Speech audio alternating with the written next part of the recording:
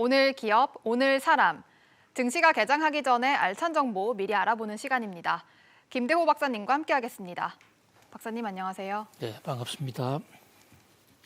오늘은 어떤 기업과 사람이 화제가 됐는지 알아보겠습니다. 먼저 김재철 동원그룹 명예회장입니다. 다음은 안한드 마인드라 마인드라그룹 회장과 쌍용차입니다.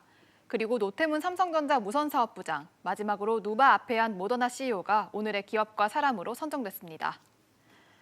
첫 번째 오늘의 기업과 사람, 김재철 동원그룹 명예회장입니다. 지난해 은퇴를 선언한 김재철 동원그룹 명예회장이 은퇴 이후 우리 경제의 새로운 먹거리를 찾는 데 일조하고 있습니다. AI 분야에 아낌없는 투자를 하고 있는데요. 박사님, 어제는 카이스트 500억 원 통큰 기부를 했다고 해요. 그렇습니다. 이 김재철 동원 명예회장께서 지금 퇴임하신 지가 약 1년 반 정도 됐어요. 네. 지난 2019년 4월 달에 느닷없이 동원그룹 창사 50주년 행사장에 기념식장에서 아무 원고도 없이 사전 예고도 없이 나는 이제 그만두겠다. 후세들에게 맡긴다 이러면서 그야말로 그 돌발적인 은퇴선언 사실은 이게 준비되어 있는 것입니다만은 후세들을 위해서 자신의 아웃 오브 데이트한 늙은 세대들은 물러나겠다라는 그런 아름다운 은퇴로 굉장히 주목을 받았거든요. 네. 그래서 지금은 이제 동원그룹이 그 첫째 아들인 김남구 회장이 한국투자증권을 하고 있고 네. 둘째 아들인 김남정 씨가 지금 동원 산업을 그대로 이어가는 두 회사로 분리가 됐는데요. 그래서 그동안에 퇴임한 이후에 뭐를 했냐 하고 여러 조사를 해봤더만 그동안에 퇴임한 이후에 미래를 앞으로 우리 미래 먹거리를 어떻게 개발하겠느냐라는 것을 올해 연구를 했다고 그래요. 그래서 네. 원래 이 동원을 일으킨 김재철 회장은 전라남도 강진 출신입니다. 강진 출신인데 강진하면 전라도에서 경상도로 가는 그 푹 패어 들어간 그 길, 서울에서 가기가 가장 먼 길, 오지 중에 오지라고 할 수도 있죠. 일찍이 조선 후기에 최고의 실학자인 정약용 선생이 18년간이나 그 유배 생활을 했던 곳인데 어렸을 때부터 정약용 선생의 가르침을 얘기를 많이 듣고 자랐다고 그래요. 네. 그래서 멀리 나아가자 그런 원대한 꿈을 꾸고 이제 동원을 창업을 해서 바다로 나가서 참치를 잡았고 그리고 이제 그 다음에 퇴임 이후에 한 것은 바로 AI, 인공지능을 우리가 앞장서 가야 되겠다. 이러한 우리가 살 길, 미래의 어떤 어젠다를 던진 거죠. 그런데 이제 그 카이스트가 AI 대학원을 하고 있으니까 거기에 500억이라는 거액을 쾌척을 해서 한번 돈 걱정 없이 우리나라 AI 기술을 한번 마음껏 발전시켜봐라. 이런 잔잔한 그 기부를 해서 호평을 받고 있습니다. 네, 이 김 명예회장의 AI에 대한 관심은 이전부터 이어져 왔다고 합니다. 어떻게 AI에 관심을 갖게 됐는지도 궁금하고 또 이 동원의 사업과 AI가 어떤 관계가 있는지도 궁금합니다. 예, 김재철 회장은 말씀드린 대로 이제 어릴 적에 그 미래에 대한 꿈, 세계에 대한 꿈을 갖고 전라남도 강진에서 부산에 있는 수산대학으로 와서 바다로 나가서 고기를 잡아야 되겠다, 물고기를 잡아야 되겠다 하지 않았습니까? 네. 그래서 일본 배를 빌려서 바다로 나갔는데 이 바다에 나갔을 때 그냥 체력만 중요한 게 아니라 바로 바다에서 물고기를 낚는 데 있어 과학이 필요하고 축적된 데이터가 있어야 됩니다. 네. 어떤 물의 환경에서는 참치가 많이 오르고 참치가 동으로 간다, 왼쪽으로 간다. 과거 데이터에 입각한 과학의 힘이 있다면 훨씬 어획고를 더 많이 올릴 수 있는 것이거든요. 네, 박사님께서 오늘 제목을 마도로스의 꿈이라고 지어주셨는데 정말로 마도로스 출신이었네요. 그렇습니다.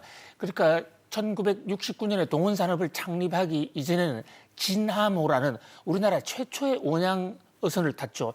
당시 수산대학 출신들은 원래 선원을 하지 않았습니다. 그런데 불구하고 말단 선원으로 올라가서 선장으로 올라가서 망망대해 바다를 보면서 우리가 무엇을 해야 이 인구도 없고 자원도 없는 인구는 많고 자원은 많은 나라에서 살아야 되겠느냐 그런 걸 생각하다가 결국은 물고기를 보면서 거기서도 인공지능을 생각했다 이런 얘기가 되는 것이죠. 그래서 동원그룹의 김재철 회장의 한국경제사에서의 그 업적은 아무 돈 한 푼 없이 무일푼에서 스스로 창업을 했다.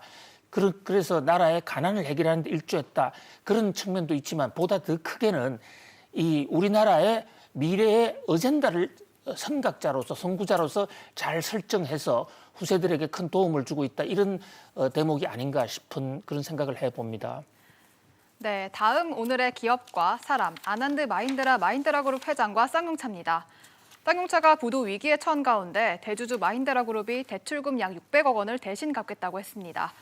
박사님, 지금 쌍용차가 갚아야 할 채무 규모가 어느 정도고 또 이 마힌드라 그룹이 이번에 600억 원을 상환을 해주면 위기에서 좀 어느 정도 벗어날 수 있을까요? 예, 지금 쌍용차의 이 대출금 이것이 과연 이 부채를 제때 갚느냐 못 갚느냐가 한국 증시는 물론 한국 자동차 산업에도 지금 큰 관심사가 되어 있는데요. 아시다시피 우리 쌍용차는 지금 이 인도의 마힌드라 그룹이 인수를 해서 거의 10년가량 운영을 해왔죠. 네. 그런데 지금 최근에 경영난이 생기고 또 마힌드라 그룹은 사실상 지금 철수를 해놓고 있는 그런 상태예요. 그런데 지금 대출이 이제 바로 눈앞에 돌아올 대출 만기가 3,700억인데 그래서 이걸 갚지 못하면 부도가 나는 거지 않습니까? 그래서 정부시장에서 크게 비상이 걸렸어요. 그런데 느닷없이 마힌드라 그룹에서 이 돈을 갚겠다. 그중에 상당 부분을 갚겠다라고 또 공시를 해서 네. 이게 완전히 해소되는 것이 아니라 또 기대를 낳았습니다. 그러나 마힌드라가 갚겠다는 돈은 근본적으로 채무를 해결하겠다는 게 아니고요. 지금 마힌드라가 미국의 모간 스탠리라든지 여러 국제금융기관으로서 빌려 쓴 돈이 있는데 거기서 이 담보 조건, 그러니까 대출 조건이 마힌드라 그룹이 대주주에서 빠져나가면 대출을 무조건 환수하겠다, 회수하겠다 이런 조건이 걸려 있는 것이거든요. 네. 그래서 만약에 이 돈을 제때 갚지 않으면 바로 환수가 되고 그것은 또 경우에 따라서는 일본의 인도의 마힌드라 그룹 본사에까지 채권 추심을 할 수 있는 이런 상황이 되는 것입니다. 그러니까 당장에 눈앞에 채무를 갚겠다 이런 얘기인데요. 이게 시장에는 잘못된 시그널로 받아들일 수가 있는 거죠. 그러니까 그동안에는 마힌드라 그룹이 자신이 50% 이상의 지분을 유지하는 상태에서 그 조건으로 대출을 유지했는데 이제는 대출을 갚아버리면 마힌드라 그룹의 지분이 앞으로 크게 떨어질 수도 있다. 그래서 마힌드라 그룹이 완전히 쌍용차를 포기하는 것이 아닌가 이런 우려도 동시에 낳고 있습니다만 그러나 당장에 눈앞에 떨어진 모간 스탠리 등의 대출 약 한 3천억 원을 일단 갚는다라는 측면에서는 급한 불은 막았다고 볼 수가 있겠습니다. 네, 그러면 쌍용차 입장에서는 새로운 투자자를 좀 빨리 구해야 할 것 같은데요. 현재 쌍용차의 지분 인수에 관심을 보이는 기업들 어디가 있을까요? 예, 지금 쌍용차 그룹에는 쌍용차를 오나인 마힌드라 그룹은 이미 오래전부터 쌍용차를 팔겠다라고 국제금융시장에 이미 M&A 매물로 내어놨습니다. 네. 그런데 크게 관심을 갖는 굴지의 자동차 회사는 나타나고 있지 않고요. 미국의 자동차 판매 회사가 하나 나타났어요. 네. 그런데 이것은 중국의 자본이 주로 많이 들어와서 네. 있는 곳인데 체리차가 지분을 갖고 그렇습니다. 있다고 해요. 중국의 5위 자동차 회사인 SUV를 많이 만들고 있죠. 그 체리차가 지분을 갖고 있는 미국의 자동차 판매 회사입니다. 네. 우리나라는 제조업체가 자동차를 직접 팔지만 미국의 경우에서는 자동차 판매와 제조가 분화가 되어 있거든요. 그래서 아마도 이 중국의 체리차나 미국의 이 자동차 판매업자 입장에서는 쌍용차에 지금 나와 있는 차량을 좀 한번 팔아볼까. 그다음에 쌍용차가 SUV가 그동안에 강한 역사적인 전통을 갖고 있습니다.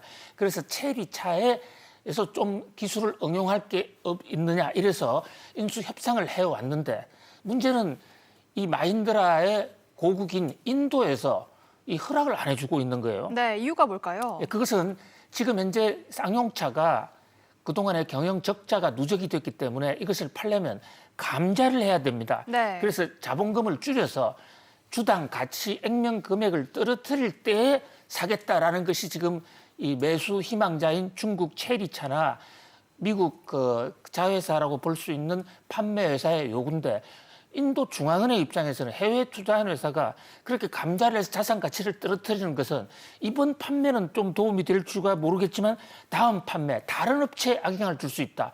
감자는 있을 수 없다. 이렇게 지금 버티고 있어요. 그런 마당에 지금 쌍용차를 사겠다는 곳이 그렇게 많지 않은데 이 좋은 기대도 혹시 인도 중앙은행의 고집 때문에 날려버리는 것이 아닌가. 그래서 우리 쌍용차 관계자들이 지금 발을 동동 구르고 있습니다. 네, 세 번째 오늘의 기업과 사람, 노태문 삼성전자 무선사업 부장입니다. 삼성전자가 갤럭시 S21을 조기 출시하겠다고 밝혔습니다. 오늘의 사람인 노태문 삼성전자 무선사업 부장이 기고문을 통해 직접 언급을 했는데요.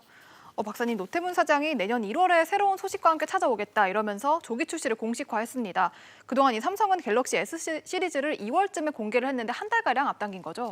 그렇습니다. 이 삼성의 최고 CEO, 그러니까 삼성전자의 모바일 담당 노태문 사장이 기고문을 발표하는 형식으로 해서 앞으로 갤럭시 S21에 대해서 출시 일정을 사실상 구체적으로 암시를 했는데요. 네. 매우 이례적인 일입니다.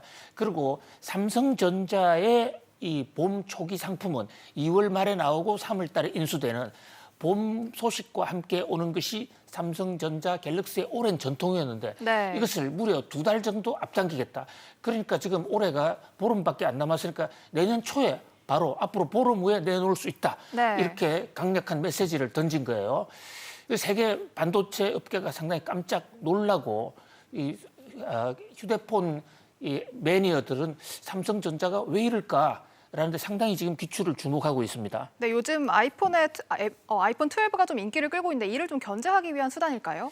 예, 몇 가지 삼성전자로서는 나름대로 전략적 선택을 하는 것 같은데요. 네. 가장 큰 대목은 역시 화웨이의 공백인 것 같습니다. 네. 지금 화웨이가 미국으로부터 특히 트럼프 대통령으로부터 집중적인 공격을 받고 스마트폰 부분은 사실상 지금 철수하고 있지 않습니까? 그런 대목에 화웨이 없는 시장에 본격적으로 한번 나가보자. 이것이 첫 번째 이유가 될 것 같고 특히 바이든 대통령 당선인이 새 체제를 굳혀서 미중 무역 전쟁이 새로운 판도가 나오기 전에 그러니까 올 1월, 2월 초에 화웨이 시장을 대거 흡수하자. 그다음에 이제 또 하나가 지금 말씀하신 대로 애플이 지금 가을 이 아이폰이 폭발적인 선풍을 일으키고 있는데 네. 그 부분에 관해서 기술이 사실 삼성이 더 좋다. 그래서 빨리 내놓는다면 애플 돌풍을 잠재우고 오히려 갤럭시 S21의 돌풍을 만들 수 있다. 이게 두 번째 이유고요. 또 세 번째 이유는 지금 G5 기술을 아직까지 완벽하지는 않지만 그 G5 기술을 원하는 그런 5G 말씀하시는 거죠? 그렇습니다. 네. 예, 5G. 예. 그렇게 하는 기술을 원하는 그 수요자들이 많기 때문에 그거를 많이 담은 저 갤럭시 S21을 더 이상 지체할 필요가 없다 해서 삼성전자가 새해 초부터 아주 공격적으로 그러니까 화웨이와 애플을 때리고 세계 1위로 우뚝 쏘는 그런 야심찬 계획을 세운 것으로 보여집니다. 네, 그리고 삼성은 지난해부터 접는 휴대폰인 갤럭시 폴드 시리즈를 내놓고 있는데요. 내년에도 새로운 폴드 시리즈가 나올 것 같아요. 그렇습니다. 특히 이제 내년 초에 언팩 행사를 하면서 훨씬 더 기능이 상향된 그리고 면적도 넓은 이런 편한 핸드폰 네. 이런 것도 이번 1월 달에 매우 주목되는 세계 갤럭시 시장의 또 한 번의 기술 혁명으로 지금 관심을 모으고 있습니다. 네, 그리고 삼성그룹 계열사 중 하나인 삼성바이오로직스 소식도 잠깐 짚어보겠습니다. 어제 새로운 대표이사 사장이 선임됐다고 해요. 그렇습니다. 이 삼성바이오 존님 사장이 한국계 미국인인데요. 삼성바이오가 출범한 지 이후 줄곧 김태한 사장이 꾸준히 CEO를 맡아왔습니다마는 전격적으로 이 기술자 출신의 존림 씨가 새 사장으로 등극을 했습니다. 이분은 미국에서 오랫동안 제약 바이오 업계의 기술 분야를 해왔던 부분이고 앞으로 이 삼성바이오의 바이오 기술 쪽에서 상당한 혁신이 기대가 되는데요. 그 전에 이 김태한 사장의 경우에는 이제 토종 이 제약 바이오 과학자라고 그러면 이제는 존님은 국제 시장에서도 상당히 알려진 그런 과학자입니다. 삼성바이오가 그동안에 이 삼성물산의 흡수 합병 비율 때문에 많은 고통을 겪어왔고 네. 지금도 재판을 받고 있는 그런 상황인데 이제 존님 사장 체제에서는 그런 어떤 비리 혐의에서 툴툴 벗어나서 한국의 바이오 산업을 세계 판석 위에 올리는 어떤 그 계기가 되었으면 하는 그런 간절한 바람입니다. 네, 마지막 오늘의 기업과 사람, 노바 아페안 모더나 CEO입니다. 미국 식품의약국 FDA로부터 코로나19 백신 승인을 앞두고 있는 모더나의 주가가 급락했습니다. 유럽에서 모더나의 백신 자료가 해킹됐기 때문인데요. 박사님, 어떤 자료가 유출이 된 건가요? 예, 모더나 지금 화이자에 의해서 두 번째로 곧 코로나 백신을 내놓을 것으로 생각이 되고 네. 아마도 미국 FDA가 이번 주말에 긴급 승인을 할 가능성이 높아요. 네. 모더나는 미국뿐만 아니라 유럽 연합의 국가에서도 긴급 승인을 받기 위해서 EMA라는, 그러니까 미국에 FDA가 있다면 유럽에는 EMA가 있거든요. 네. EMA에 그동안의 관련 자료를 심사를 해달라고 제출했는데 이게 해킹을 당한 겁니다. 그렇다면 모더나가 팔릴 때쯤이면 이 자료를 해킹해간 쪽에서 복제품을 내놓을 수가 있고 네. 그렇게 되면 가격이 추락할 수도 있다. 이래서 뉴욕 증시에서 좀 긴장하는 이런 모습인데, 일단 모더나 측에서는 핵심 기술은 뺏기지 않은 것 같다라고 하지만 어쨌든 이 화이자나 모더나나 코로나 백신을 둘러싸고 참 말들이 많습니다. 주가가 지금 연 이틀째 큰 폭으로 떨어져 있는데 네. 어제도 5% 이상 떨어졌는데 오늘도 또 떨어졌어요. 통상적으로 코로나 백신 긴급 승인이 가까워지면 주가가 올라야 되지 않습니까? 네. 지금 반대 상황이 벌어지고 있습니다. 네, 앞서 화이자도 코로나19 백신 자료를 해킹당했었죠. 그렇습니다. 화이자도 여러 군데 각종 기관에 긴급 승인을 받기 위해서 낸 자료들, 이런 자료들이 해킹을 당해서 지금 상당히 홍역을 치르고 있어요. 그뿐만 아니라 지금 밤사이에는 지금 화이자나 모더나를 긴급 접종을 받은 사람들 중에서 얼굴 앞면 마비가 되는 그런 어떤 부작용이 생겼다라고 네. 지금 긴급 보고가 돼서 화이자와 모더나를 둘러싼 여러 가지 악재가 나오고 있습니다만, 그럼에도 불구하고 이 화이자나 모더나는 결국은 인류의 이 큰 적인 코로나 바이러스를 퇴치해줄 마지막 희망이다. 그러면서 좀 장기적으로 가면 그런 대로 성과를 낼 수도 있지 않겠냐. 다만 한 가지, 모더나는 화이자에 비해서 굉장히 생산량이 적습니다. 네. 굉장히 작은 회사예요. 네, 그리고 일각에서는 이 모더나가 설립된 이후에 완성품을 출시한 적이 없다 이러면서 좀 신뢰성을 운운하고 있어요. 그렇습니다. 모더나는 단 한 번도 이 백신이든 의약품이든 완성품을 만들어서 팔아본 경험이 없습니다. 네. 원래 캐나다 출신의 데릭 로스라는 하버드 대학 교수, 줄기세포 전문가인데요. 이분이 원래 모더나를 창업을 했고 지금은 플래그쉽이라는 벤처 캐피탈 회사가 지분을 제일 많이 갖고 있어요. 네. 오늘의 인물, 이 누바 아페약, 이분이 바로 지금 이 모더나의 이사회 의장을 맡고 있기도 하고 최대 지주입니다. 네, 어떤 인물인가요? 예, 그러니까 금융시장에서 커온 벤처 캐피탈리스트죠. 그런 의미에서 의학 전문가는 아닌 것이죠. 네. 그래서 정권시장에서도 좀 코로나 백신이 좀 잘 나왔을 때, 일상 성과가 있을 때 주식을 대량으로 팔아서 좀 정권시장에서 뉴욕 증시에서 비판을 받기도 했습니다만은, 그러나 이번에는 이 모더나의 코로나 백신에는 모더나의 자체 기술만 한 게 아니고요. 모더나의 트럼프 대통령의 강력한 요구에 의해서 미국의 국립보건원 기술진들이 여기에 많이 가세를 했기 때문에 이번에는 성공하지 않겠느냐, 이런 기대가 나오고 있고, 특히 이번에 모더나 제품이 화이자보다 훨씬 더 나은 것은 화이자는 영하 75도에 이동을 보관을 해야 되지 않습니까? 네, 유통 문제가 있었죠. 예, 그러나 모더나는 영하 한 15도, 20도면 된다고 그래요. 모더나에 대한 기대도 상당히 높은 그런 상황입니다. 네, 지금까지 오늘의 기업과 사람 알아봤습니다. 내일도 알찬 정보로 돌아오겠습니다. 박사님 감사합니다. 고맙습니다.